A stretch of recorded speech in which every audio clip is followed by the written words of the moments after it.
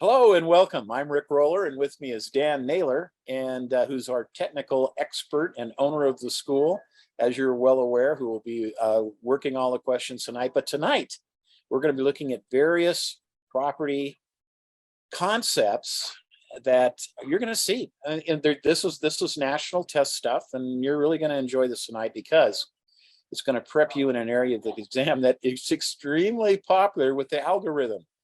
You know, that AI thing that figures out what's going to be on the test.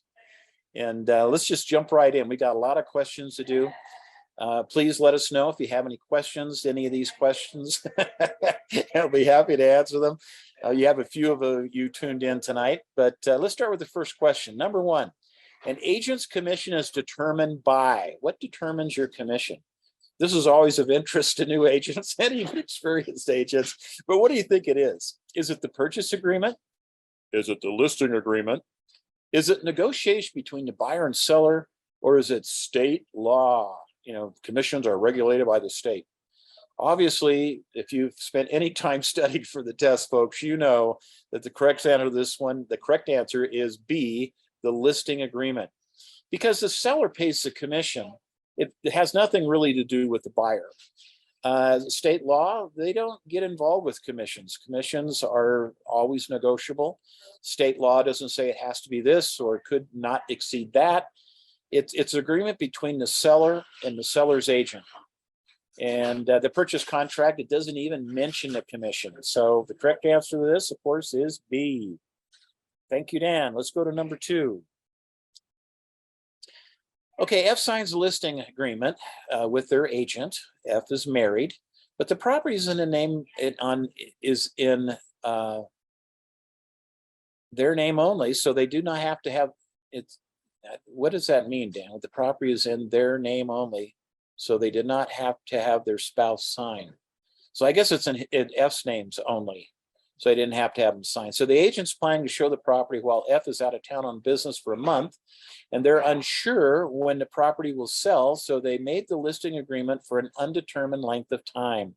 In other words, it's a listing agreement that just runs until whatever, the moon is full, or no particular determination of time.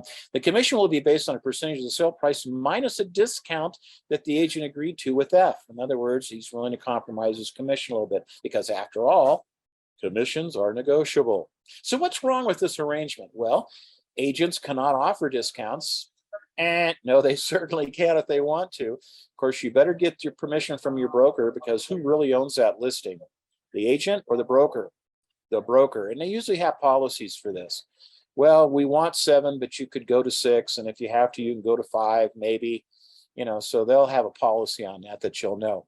F should have had their spouse sign the agreement. Well, Utah is not a community property state. Who's ever vested in title is the person and only that person or persons that have to sign the listing. So if there's 3 people listed on the title, 3 people have to sign. If there's just and all 3 of them could be married and none of their spouses have to sign. It could be 3 brothers and they own it together, but their spouses are not on the agreement. So it's you want to know who has to sign the listing? You better know before you get there to take the listing who's vested in title because they're the people who have to sign it. Correct answer to this one is C. A listing agreement cannot be for an undetermined length of time. You cannot have a listing that goes until death do you part or until sold. It must have a definite date that it terminates on, a definite termination date, always. This is a very popular question on the test. All listing contracts have to have a definite termination date. An agent cannot show a property when the owner's out of town. Maybe that's what maybe they live out of town. That's one of the main reasons they hired you in the first place. Number 3, here we go. In order to determine which form of ownership to take when purchasing a property, the agent should advise the buyer. Okay, so they should advise the buyer on what? Whether you want to be tenants in common or whether you want to be joint tenancy or maybe tenancy by entireties. Well, A, the ownership is determined by the broker. Oh, heavens no. The broker probably won't even see all this stuff until they review the contracts. B, that the title will list the options available. What, the title? The title is how it's currently invested, not how it should be invested for the new owner. C, to consult their broker, or D, to consult an attorney. Well, we don't give legal advice, and how you should be invested on a property is really determined by someone who studied the law, knows the law, and that's going to, on the test, they should consult an attorney. Because unless you have an attorney's license, you shouldn't be giving legal advice. So the correct answer for C, always on the exam, is to consult an attorney on how they should be vested in title. And this is a real important thing, practically speaking, because of, because of our current state and of marriage in the United States, as most marriages last 5 to 7 years. This could be a subsequent marriage or something, and there could be all kinds of complications that they probably ought to talk to an attorney about. Okay, number 4, please. All righty, if a buyer purchases a very unique property, hey, maybe it's a geodesic dome, and they're worried about acts of nature or other unknown events that might damage or lower the value of the property, like what, a rock slide, mudslide, earthquake. What should the agent advise the buyer to do? Get a home warranty. And a home warranty just fixes appliances and things that are broken in the home, like the dishwasher, that kind of thing. Water heater. Consult with the broker. Okay. What, your broker? No, forget that. Contract an insurance agent for advice. Ooh, that's a good warm and fuzzy answer. Or put a fence around the property. Yeah, that's going to stop the mudslide or the earthquake or the lightning strike. Correct answer to this one, obviously, is C, consult an insurance agent, which is always a good thing to do. And you should do this right away, right after it goes under contract, or maybe even before they should be talking with an agent, because, there's just a lot of things they ought to know. And sometimes the insurance agent needs a little time to put this together. And for about 5 other reasons. But, the one on the test you need to worry about is that if you want to get casualty insurance on a property, you go talk to the agent. They're the ones who are the experts. And policies do vary a little bit from company to company. So it's always good to get them in front of an agent. Number 5, please. When a sales agent is showing a property or their buyer client's important here, and they notice an encroachment on the property.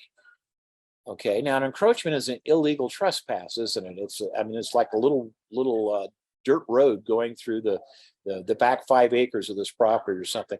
What should they advise the buyer? Require the encroachment to be removed before closing. What, are you a lawyer again now? No, don't think so. B, not to submit an offer on the property. Well, maybe they like it. C, to consult an attorney before making an offer on the property. That sounds warm and fuzzy. Or D, just leave it immediately. Gosh, people could encroach while you're there. Wear a mask or something. I'm sorry. Okay, let's look at C. Okay, that's the answer, right? Yeah, consult an attorney. To determine whether that encroachment might be something to be concerned about or not. Now, the problem with an encroachment like that, if it's been there for a long time and it meets all the use, all of the rules for adverse possession, that could be a problem. But probably it's more of a usage of ingress and egress, which would be an easement by prescription.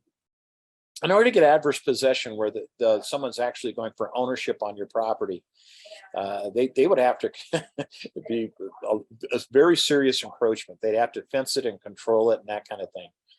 But as far as ingress and egress goes, an easement by prescription, if you got a 50-acre piece and there's this dirt road going through there and everyone's using it to get up to the lake and they've been using it for over 21 years, you could have a real problem, particularly if you want to do something with that corner of the property, like development or whatever, or you just didn't want people coming through your property whenever they wanted to. Obviously, this is things you just should discuss with an attorney. Number 6, please. Okay, a real estate agent submits a client's offer to the seller. The seller calls back with some concerns, and the agent negotiates with the seller on behalf of their client. The seller sends a counteroffer, and the agent signs the counteroffer, accepting it on behalf of their client. Then they send a completed contract to their broker. Which of these actions was improper?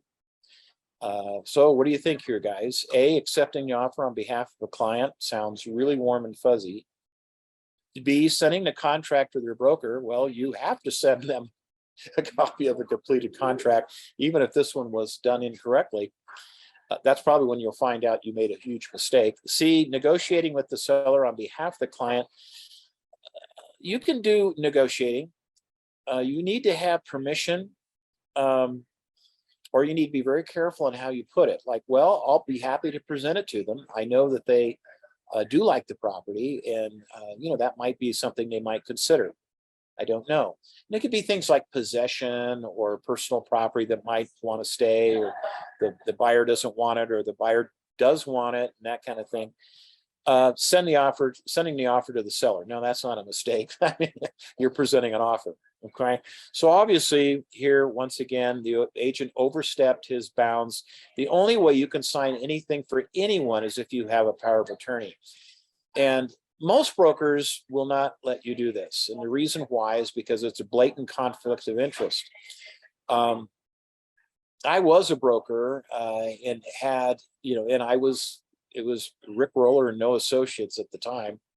And I was a broker. And so I could have these conversations with myself.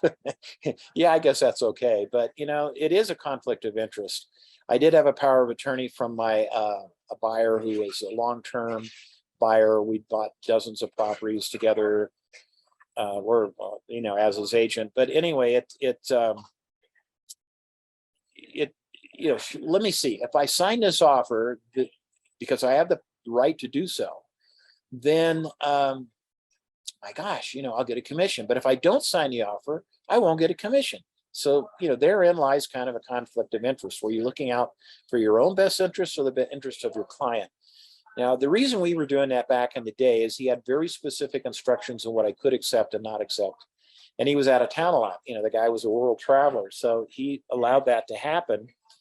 But today, I don't think we need to do this because of all electronic signatures and whatnot that are available. I mean, I'm talking 1978. And things are a lot better now. Number 7, please. Cool. Okay, we have a real estate agent that closes a deal. Oh, I love it when that happens. And the buyer is from out of the country and cannot attend the closing, which we just kind of touched on with electronic closings. But what should the agent do? A, attend the closing and sign on behalf of the buyer. Okay, that's that conflict of interest we're discussing. I probably wouldn't leave you as power of attorney. Okay, and today as a broker, if I had agents, I wouldn't let them do that. B, advise the buyer to have an attorney draft a limited power of attorney.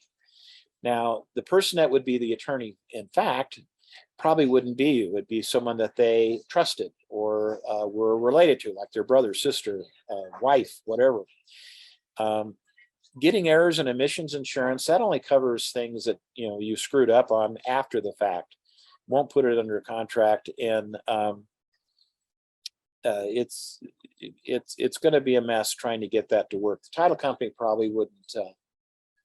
They're not even interested in your errors and omissions. What they're going to tell you is they want a limited power of attorney. D, create, which is B. D, create an addendum to the purchase contract that allows you to sign for the buyer. The addendum won't do that. It has to be a power of attorney. So forget about signing things for your clients. It's just not going to happen in this day and age. The broker won't let you do it. It's just too much liability. So the correct answer to number 7, of course, is B. You get the idea here. You might need to know a good attorney. You probably ought to, and one that doesn't charge $6,000 an hour. Okay, next, number 8, please. How long must lead-based paint disclosures be kept by the broker? Well, how long do any contract addendums need to be kept by a broker? Is it 3 years, 5 years, 2 years, or 1 year? Well, folks, always on the test, 3 years following the year of the transaction. So when you have closings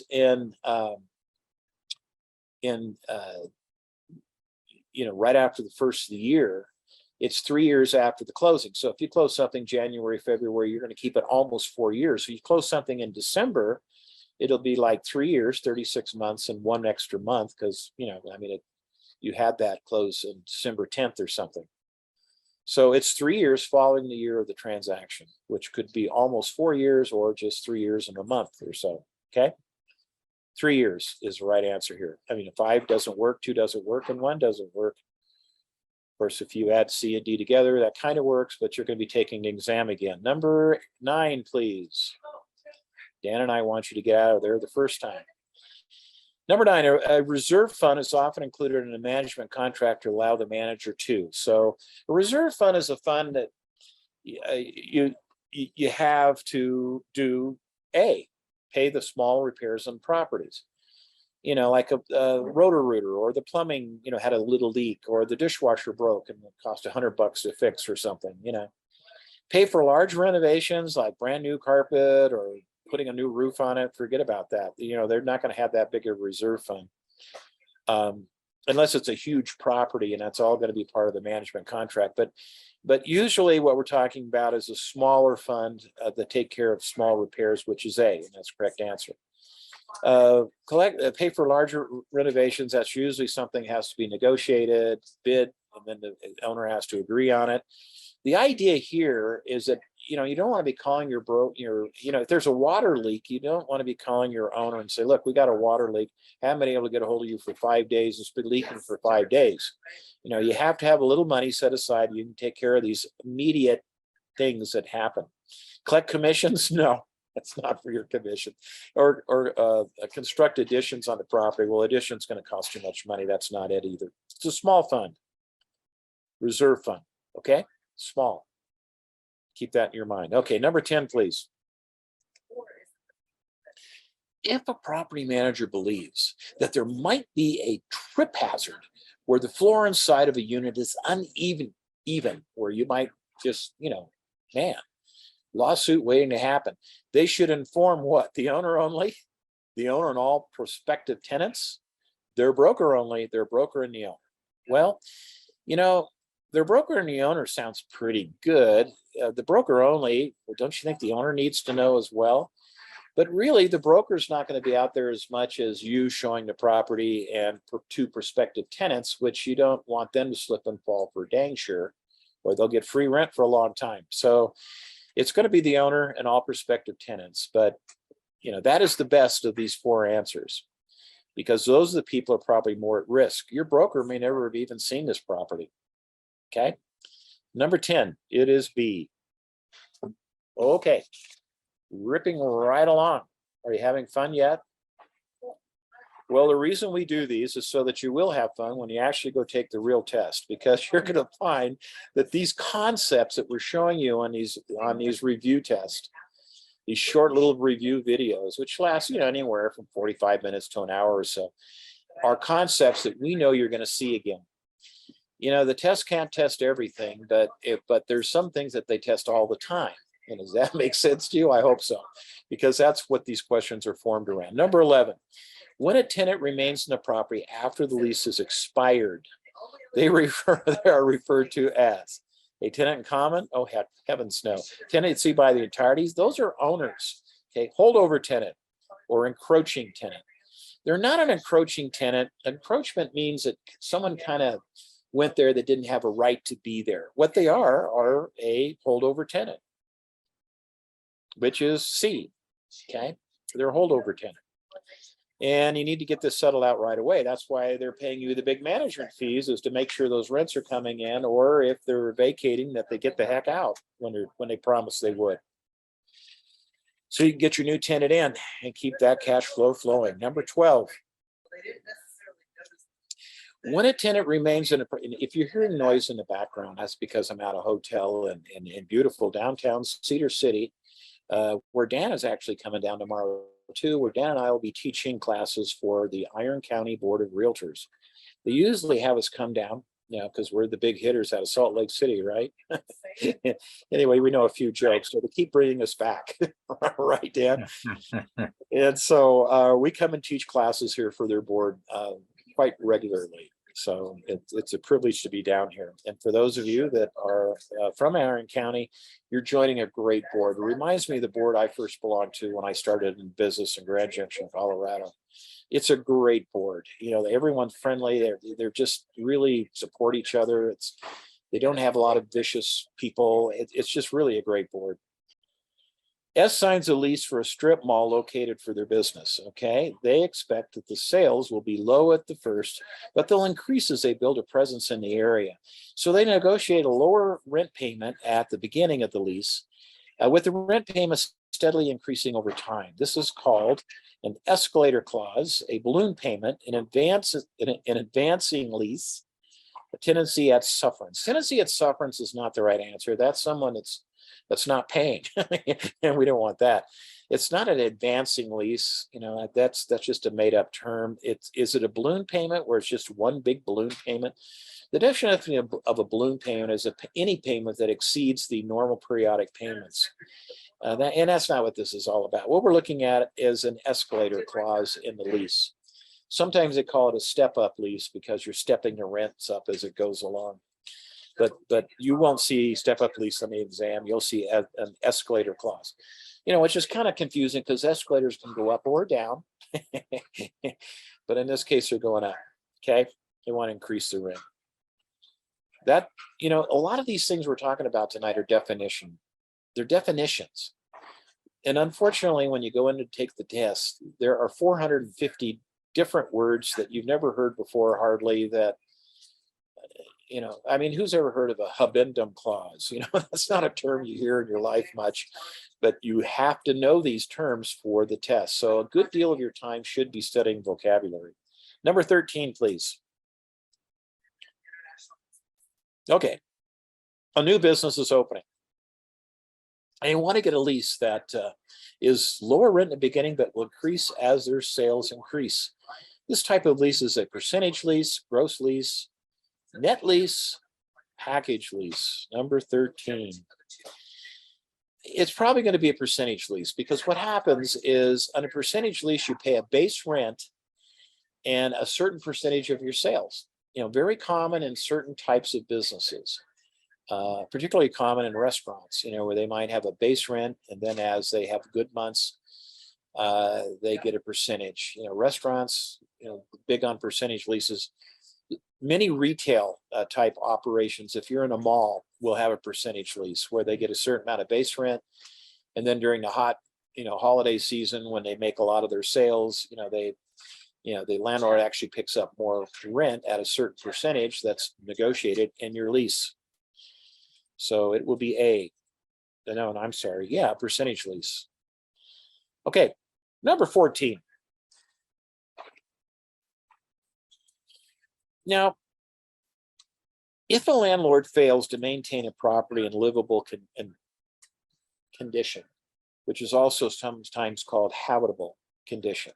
In other words, it's safe to inhabit. If it has a continuous leaking roof, so like, you're living like under Bridal Falls or something, that's not acceptable. If it doesn't have a heater, if a heater broke in the middle of the winter, that's unacceptable. Anyway, if they fail to maintain this property in habitable or livable condition, and the tenants are forced to move out for safety reasons, what do we call this? Landlord's prerogative? Well, landlord's prerogative was you're going to live there. I don't care if it's, having Bridal Falls in your living room or not. Immunity. Okay. Yeah. Well, if you watch enough of all the crime and passion type shows on television, you know what immunity is. And this is not what it is. That's where the prosecutor says, well, we won't prosecute you if you'll rat out the other guys. Foreclosure. Well, no, that's not what's happening here either. Foreclosure doesn't happen in the lease agreement. Foreclosure is a legal process that a lender would have in order to get their security interest enforced. What we'd have here in the lease agreement would be an eviction. And that's what we're looking at here. It's constructive eviction. Now, constructive eviction is not a landlord right, it's a tenant right. Because the landlord has a responsibility by law, incidentally, to maintain the property in a livable condition, which I also said would be called habitable. So constructive eviction is where the landlord failed to do that, and they can prove that they had numerous conversations where he promised to fix it and he never got it done. And meanwhile, they don't want their child in the crib, dripped on with the Bridal Veil Falls problems and other problems of the property. Or, how can you live in a house with no heat in the winter? So they might, all of these things made the house unlivable. And so even though they were under lease obligation, they booked on out of there because the landlord wasn't fulfilling their responsibility to provide livable or habitable conditions in their quarters that they were renting. Okay. Doesn't happen too often, but it can happen. Let's look at number 15, please. A tenant leases a property as is. Okay, now as is means as is in its current condition. During the lease, the furnace quits working. The front sliding door becomes damaged. The paint got severely weathered. The roof starts to leak. What is the landlord's responsibility here? Okay. Okay, look at A. There is no as-is lease. The landlord's responsible for all repairs. Well, I don't know. As-is might mean net lease. I don't know. In which case, the very common in warehousing. But I don't know. This doesn't really say if it's a warehouse or if it's a place where people live.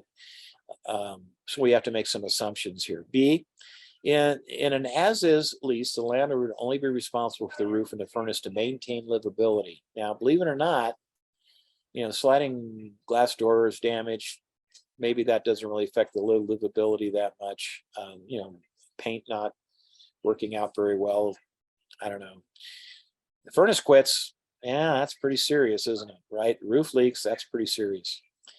C, the landlord must notify the tenant the damage is unacceptable and the lease is terminated.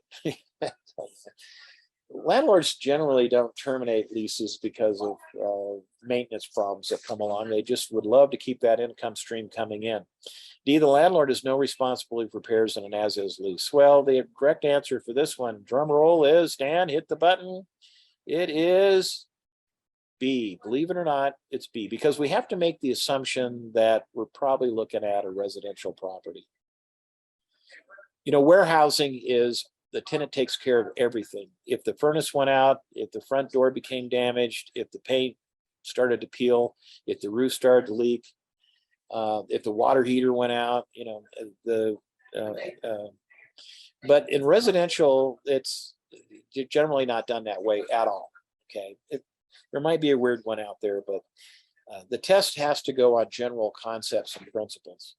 So generally speaking, because if you go into the test and you try to, well, I'll do well in the test because I've owned 3 rentals in the past, and your experience or your mother-in-law's experience with things may not necessarily be in sync with what the normal things are in our industry. That's why we spend a lot of time teaching you the law and basic concepts and principles about how this business works, standards and practices, we call them. And that's what they're going to test on. So, there's, if you dig deep enough, you can find exceptions to almost any rule. And that is going to make this test absolutely miserable for you if you're saying, well, I know a situation where that didn't happen and blah, blah, blah. Just go with these reviews and go with the basic concepts we give you and the basic answers. Then you'll get your license, and then you'll be able to go out there and find more exceptions to what you thought the way things should work. And as you dig into it and you learn more about the industry and you become an expert, you'll find out why some of these eventualities or things can't exist. And you'll find out that there are different things that contractually can be changed. And you'll find out that laws vary from state to state as well.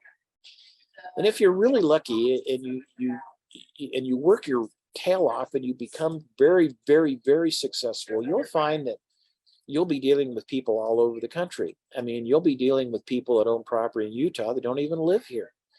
The largest single state where that happens is California. And then, of course, you have Arizona, and then you have Idaho. Well, all 3 of those states are have different foundational laws that we have in Utah, and so Utah's a little different.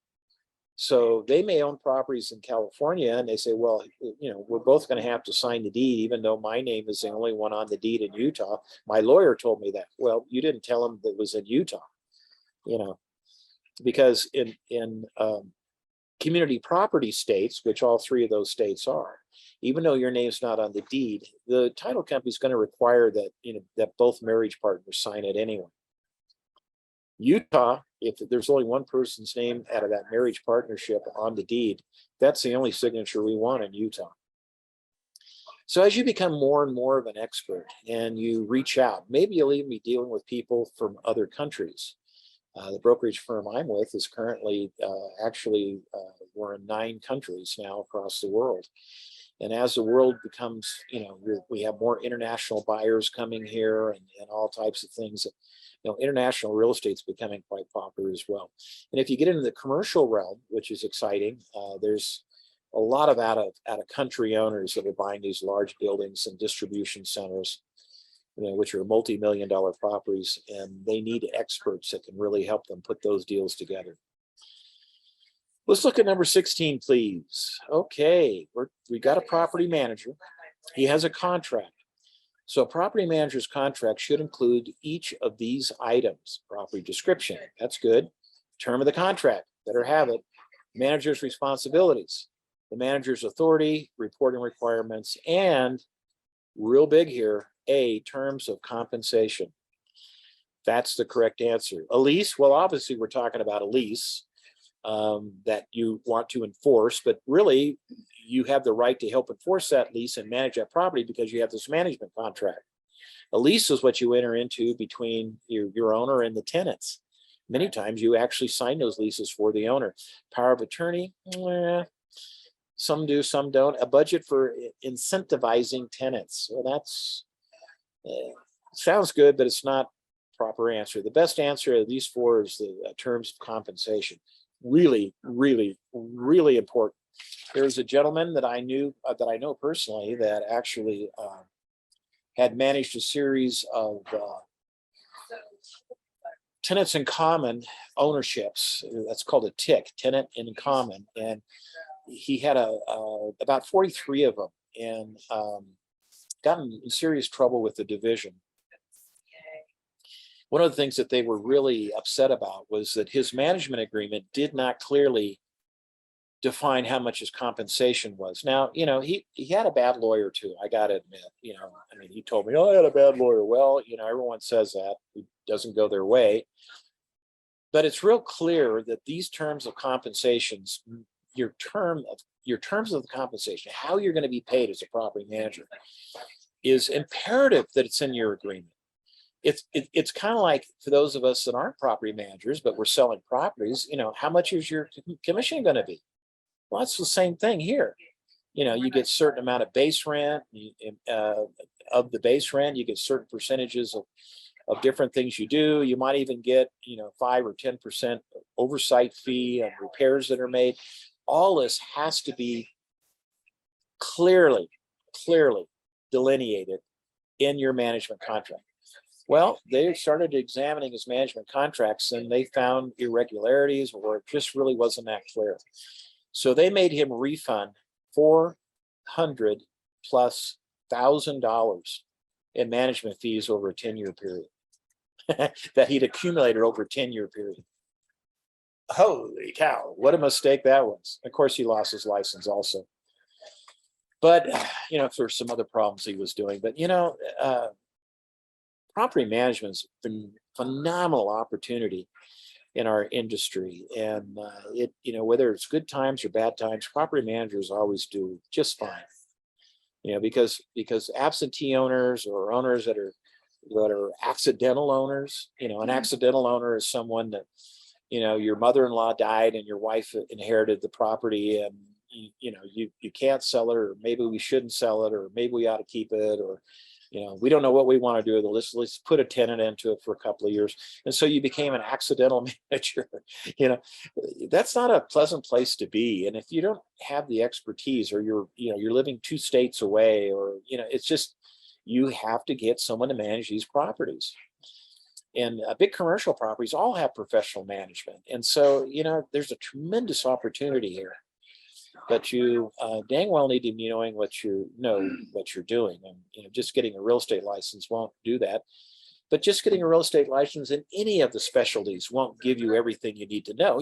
There's more to learn, and you'll never quit learning entirely. I can compliment you for being in school. I compliment you as we do this review in October of 2022. And the market is changing a little bit, that this is an excellent time to get into business. You know, I compliment you for doing it. A lot of agents are going to say, well, gosh, I don't know, it's totally different, the market I've been in for the last 6 years. Yeah, it will be totally different. For one thing, things aren't selling in 3 to 4 days. You know, but you're doing the right thing. Continue on with school, get it done, get your license, and then learn how to survive in a buyer's market. No, that's what we had in a seller's market. You know, buyer's market, seller's market, it's always a realtor's market. It really is, because people do need your help. But you need to have a lot of specialized knowledge in a market like we're entering into. You need to know how foreclosures and notices of default work, and what a seller's rights might be. You need to learn how to negotiate short sales. You need to have how to work with difficult tenants. You might have to be doing some evictions. I mean, there's a whole lot of things you need to learn. Hopefully your broker will help you with some of these things. And there's a lot of stuff at the board, classes you can take, and even here at our school. We have a lot of great classes. A lot of them are online, on demand. So you can be taking these, you know, after your other job at 2 in the morning, or whatever you want to do as you transition into real estate full time. Or maybe you start full time right from the beginning. Have plenty of time for education. But your education does not start by passing the exam, okay? Or stop. It doesn't stop then. Really, in truthfulness, it starts. Because now you need to learn all the practical aspects. Hey, come back and take some more classes from us, particularly your CE classes. You know, CE is continuing education. Dan has worked very hard to enroll some of the finest instructors in the state of Utah and internationally, actually, that will come in and teach their expertise on how things are really done in the CE credit. Right now, we're teaching you how to pass an exam. You come back for your CE classes, we're going to teach you how to do the business and how to stay out of trouble. Thanks for being with us tonight. Call if you have a problem or question. We're happy to be there. Thanks for those who attended tonight. And those of you watching the pre-recorded review, we wish you the best. Thanks, Dan.